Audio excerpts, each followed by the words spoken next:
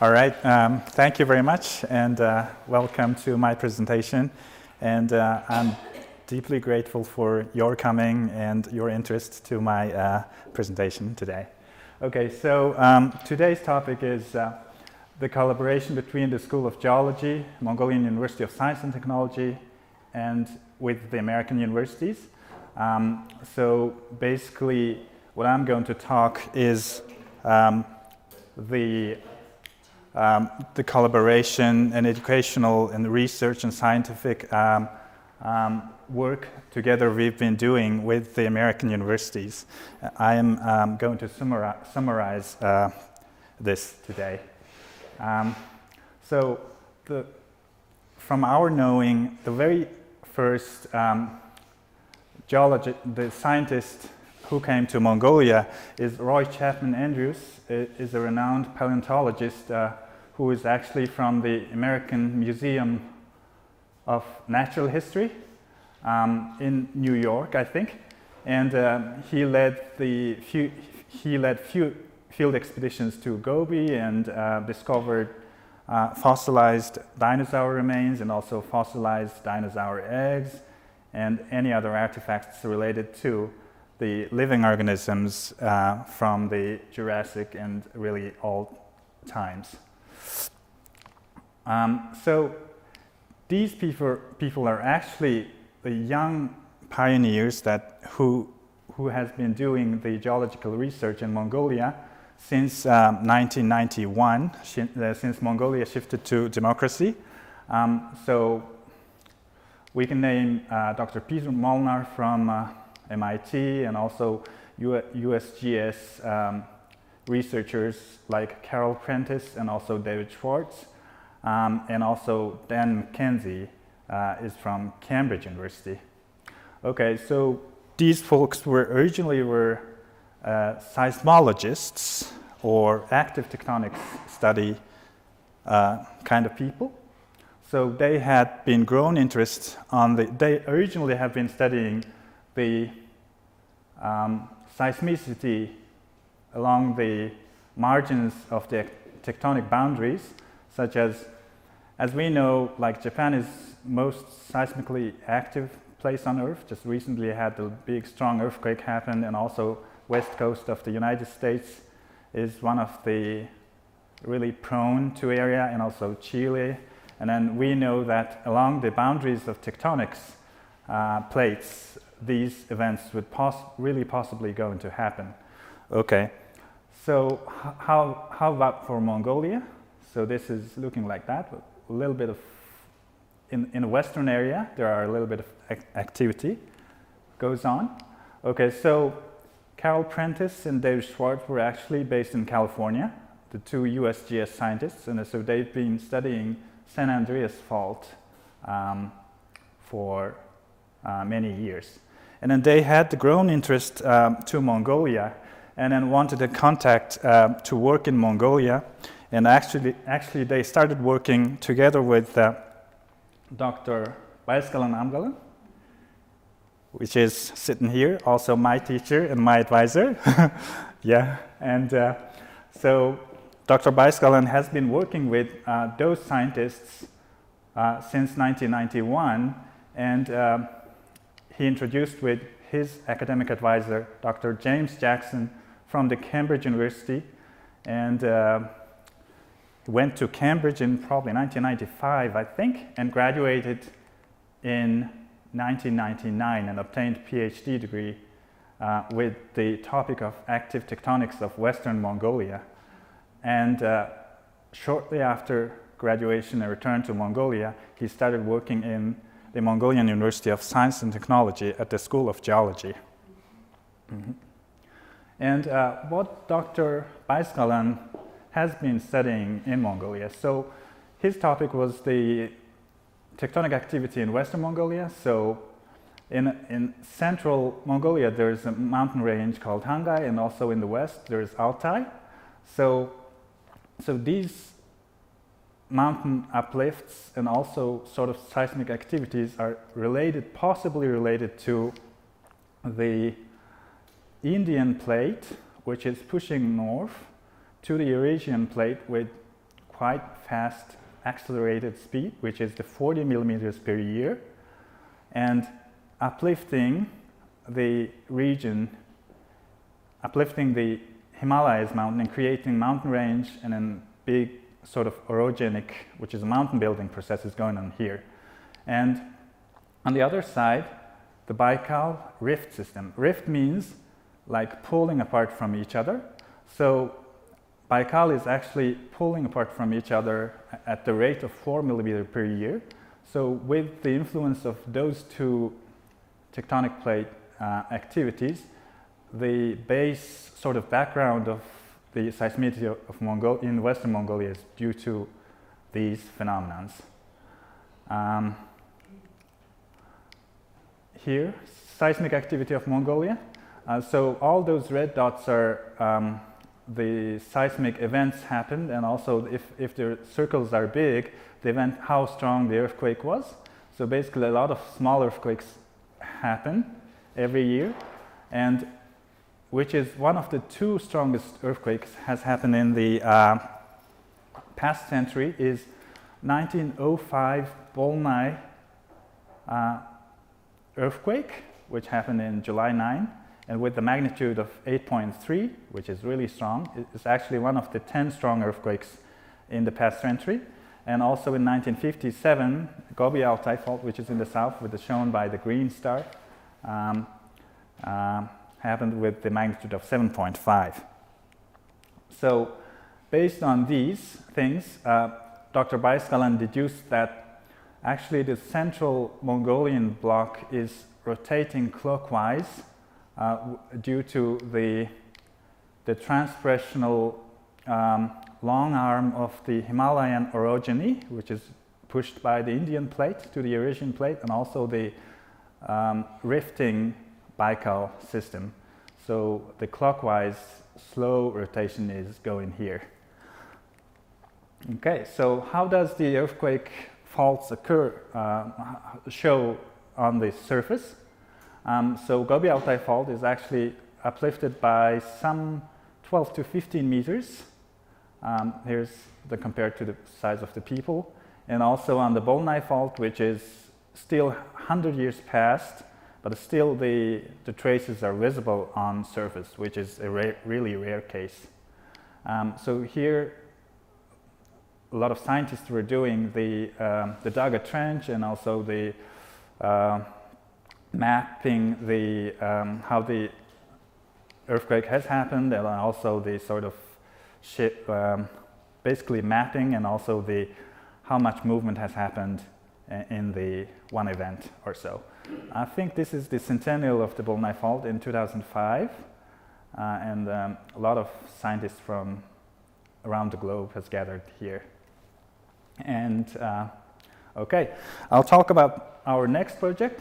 So Dr. Alan Gillespie from University of Washington has written a letter to Dr. Bayasgalan that he has an interest to work in Mongolia. He's a quaternary geologist, which is a sort of new and young in terms of geology, which would be 2.6 million years since the 2.6 million years. So quaternary is actually relatively young compared to the other geological ages.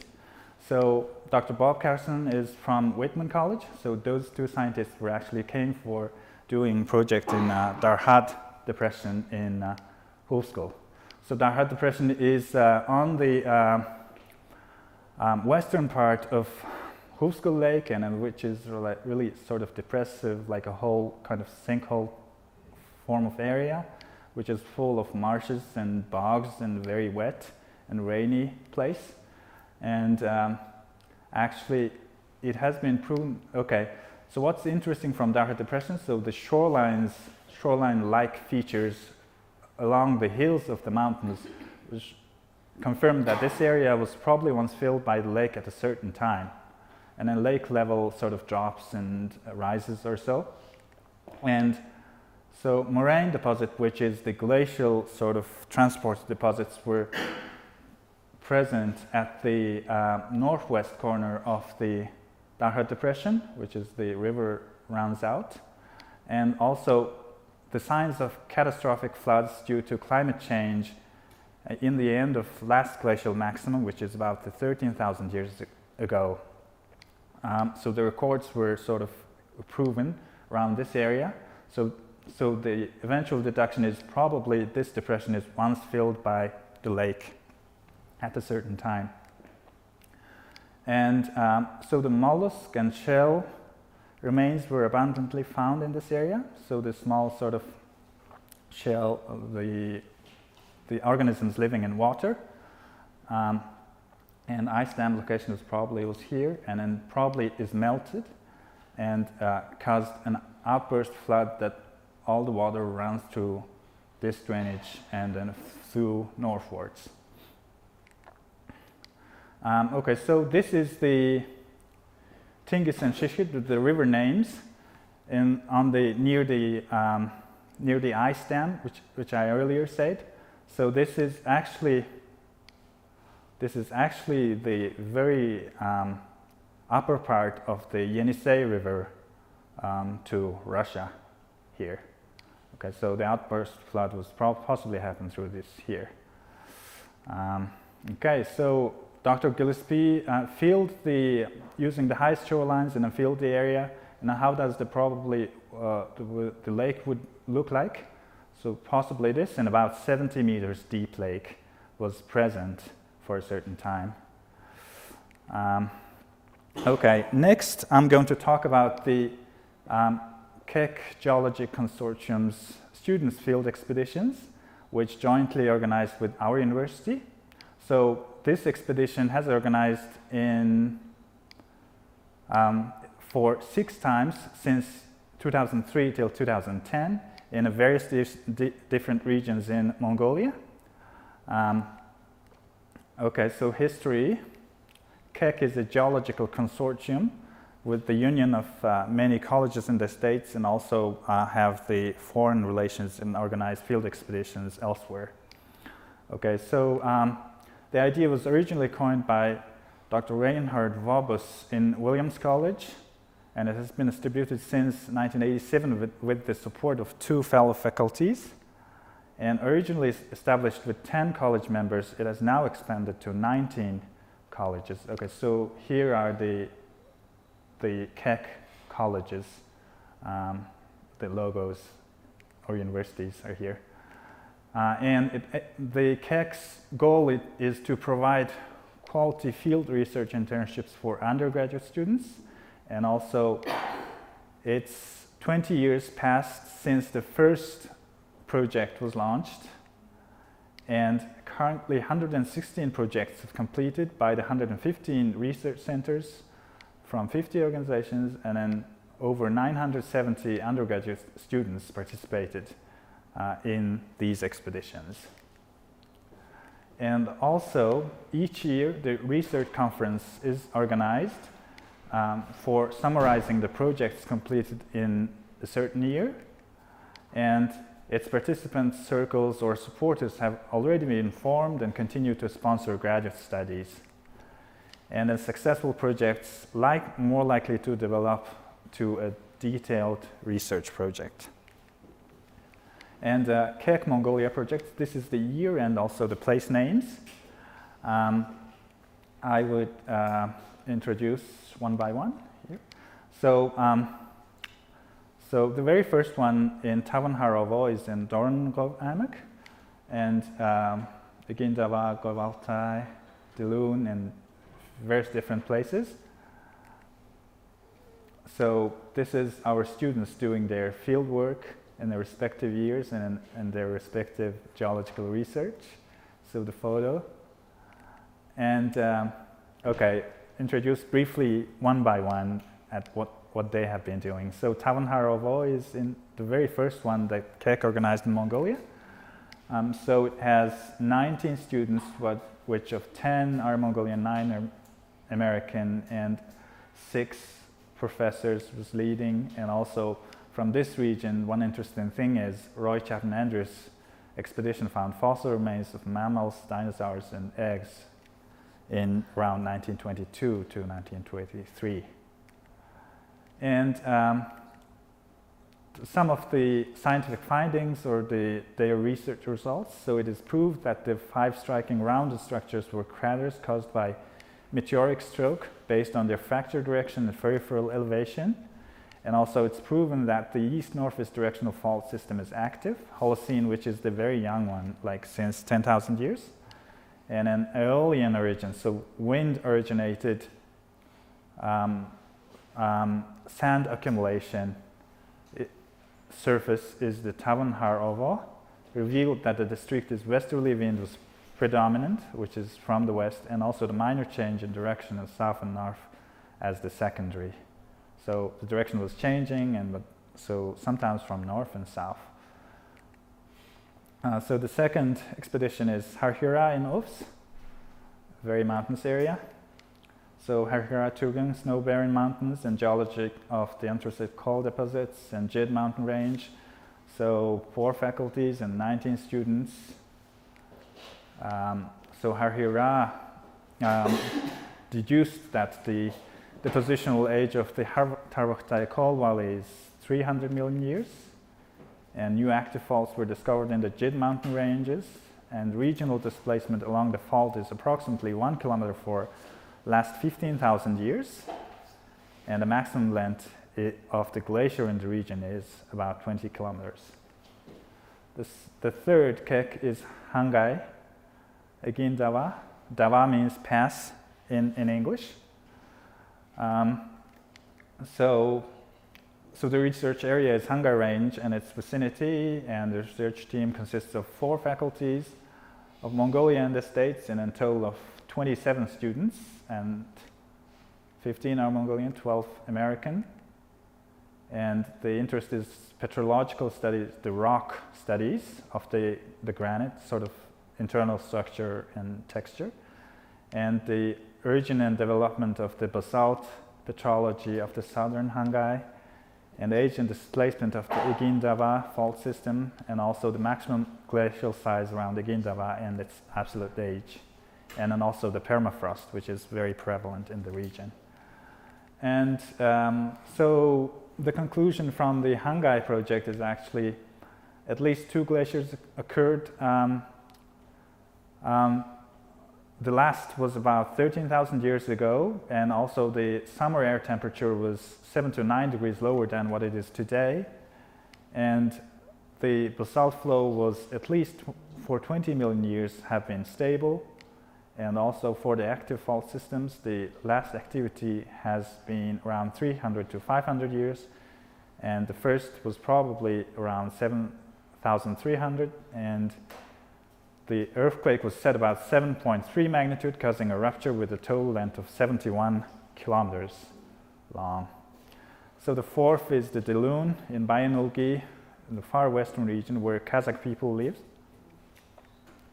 So Tolbo Lake fault systems and Huiten Peak Glacier, and the moraine deposits in the region. So 4 faculties and 22 students. And the research goal was the origin and kinematics and displacement rate of the active fault systems and paleoenvironmental and glacial research in Central Asia. And one of the conclusions, it's discovered that the active tectonics, displacement of the Huxer mountain range, which is part of the Altai Mountains, are strongly associated with its glacial processes.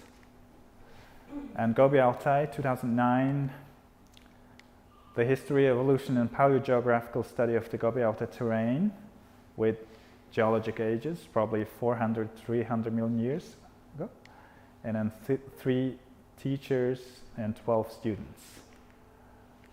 And history, paleogeography of the previously unexplored section that were believed to have originated in the Paleozoic and Mesozoic, which is the geologic ages, probably a little bit unfamiliar to most of you guys.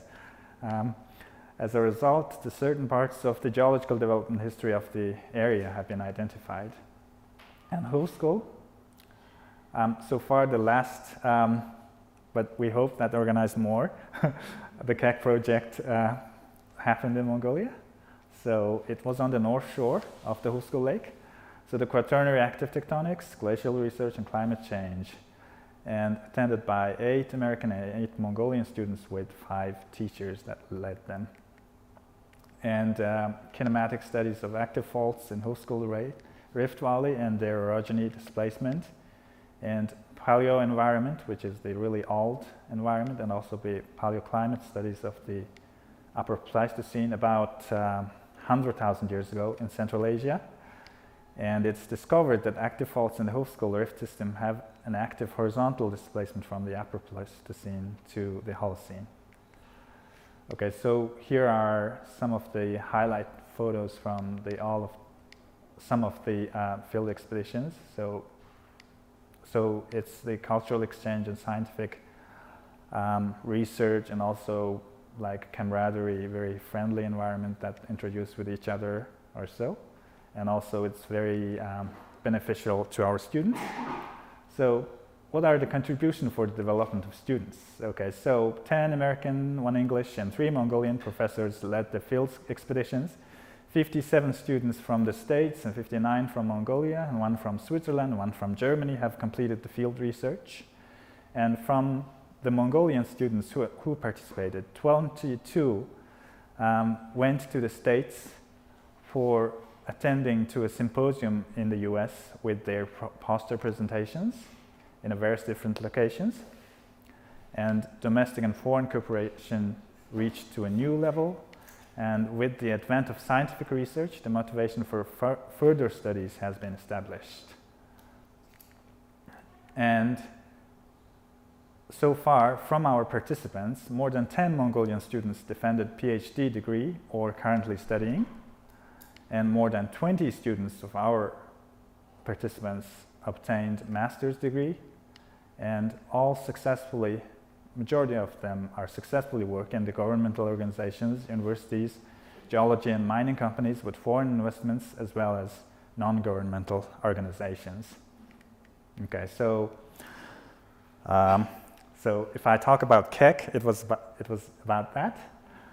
So the next exchange program that actually I have been attended to is the Tahoe Baikal Institute's Summer Environmental Exchange Program, which I first attended in 2004 in the United States and Russia, and also it organizes every year since 1991.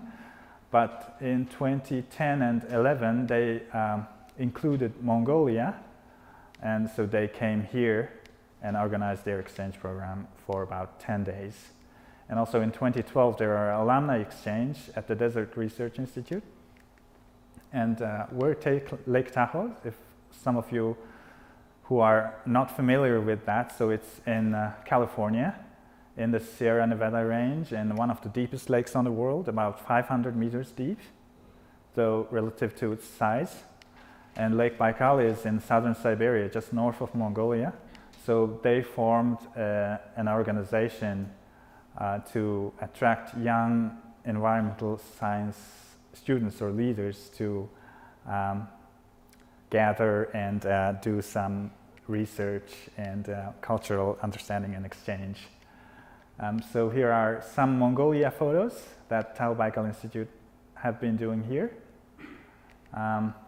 So established in 1990, TBI is a partnership between Lake Tahoe and Lake Baikal, and it organizes watershed management and environmental exchanges to foster cultural understanding and to develop young environmental leaders.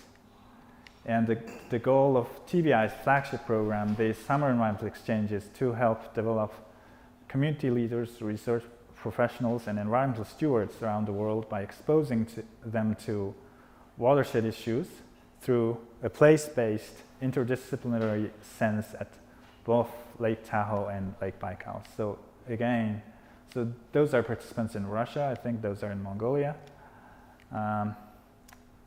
And this is at Lake Tahoe. We were throwing a Seki disc and checking out the clarity of the lake. This is Lake Tahoe, but this is Mongolia in the Ural region in Selenga. So Summer Environmental Exchanges consists of the small group investigative projects, hands-on ecological restoration work, meetings with experts and policymakers, and interactive workshops that stimulate environmental problem-solving scenarios. And it develops the community leaders, the resource professionals, and also environmental stewards across the intersections of watershed education. And TBI's focus is on protection and restoration, research and policy, sustainable economic development, environmental technology transfer, and cultural understanding. So they organized the alumni exchange program, which is the give an opportunity to come back to either to Russia or to United States or to Mongolia to work at the host organization, and month-long sort of work that fits with their career development goals. So I was lucky to attend to the DRI, Desert Research Institute's part, and also 2 American students came to Mongolia and a few others went to Russia for the alumni exchange. I want to introduce the National Science Foundation's Hangai project next. So Dr. Carl Webben actually is my advisor at the North Carolina State University, and also the Peter Zeidler. These were the principal investigators of the project, and then some of the collaborators from Mongolian side. So this is the Research Center of Astronomy and Geophysics, and also the Institute of Geography and Geoecology. They were from Mongolia, but from the United States and Canada, there were Dalhousie from Canada, Stanford from the States, and also the University of Baltimore and Academy of Natural Science at Drexel University, and a few other universities also attended. So the grown interest, why Mongolia was interesting, because the enigma of high topography in the continental interiors. So we need to understand how the mountains develop, which is mostly along the active tectonic boundaries, as we know, such as places like Japan or California or Chile. But for Mongolia, it's different. So this is the tectonic boundary map. Hangai Mountains is here, Hangai Mountain Project. Right. So the plate tectonic boundaries have active margins, which is just like the west coast of the states, or passive margins, just like east coast of the states, which is no longer active, but still sort of. It is considered that the Appalachian Mountain in the East Coast is actually active only about 10 million years ago. So the scientific motivation of the Hangai, so high elevation, low relief regions are common, and despite being distant from the active plate boundaries, and these continental plateaus influence river networks, climate, and migration of flora and fauna over geologic timescales. And origin and longevity of continental plateaus remain a first-order question in continental dynamics, and estimated timing of the uplift of the mountains is important for constraining the geodynamic process models. So Hangai is occupied broad upland embedded in the Greater Mongolian Plateau, and it's 1.5 to 2 kilometers above the regional base level and contains high elevation, low relief, and 30 million years record of intermittent basalt volcanism, and also positioned between the large active intercontinental strike-slip faults that produced magnitude 8 earthquakes during the last 100 years. And timing of compressional transpressional fault initiation is associated with the collision of India to Asia, and the power decreases towards the north, let's say. So Hangai Mountain is in central Mongolia, look like this. So the active faults like Gobi Altai here and by the edges. And then, as I said, it's deduced that the rotating clockwise slowly.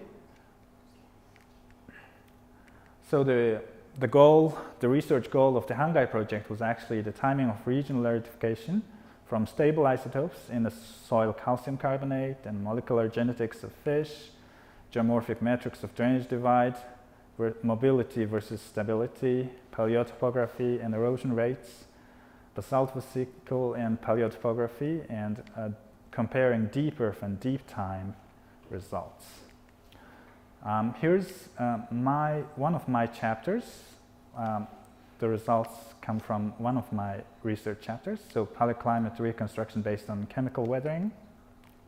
So in the Hangai Mountains, these paleosols, which is the old sols, are kept by the basalt flows with the age of 11 to 3 million years. And during the late Miocene to Pliocene, which is the 15 million to 3 million, the mean annual temperature was about 5 to 10 degrees warmer than what it is today. And this result is consistent with the long-term paleotemperature proxy trends from Lake Baikal as well as the global marine records. Okay, so these are the ages that how many million years ago on the geological stage, so 12 to about 3 million years, and then this is the global record of how the temperature was dropping gradually since. Okay, so this is covering actually 60 million years, but the red oval, this part is from like 10 million. So quick, pretty sharp drop here. So which is, I'd say this is consistent. Well, this covers the 60 million years, the gradual sort of decline of the mean annual temperature. So the next project is the Harvard University project, led by Dr. Frances McDonald and Dr. Oyang, which is our Mongolian graduate of the Harvard University. So her topic and their study was the coevolution of Proterozoic cratonic fragments in the western northern Mongolia.